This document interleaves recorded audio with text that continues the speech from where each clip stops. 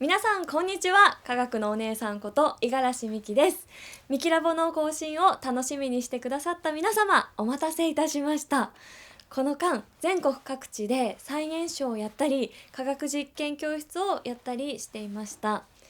でそこで本当にたくさんの子どもたちに実際に会って、科学を通して子どもたちの笑顔に触れていくたびに、もっと子どもたちにできることはないかと考えるようになりました。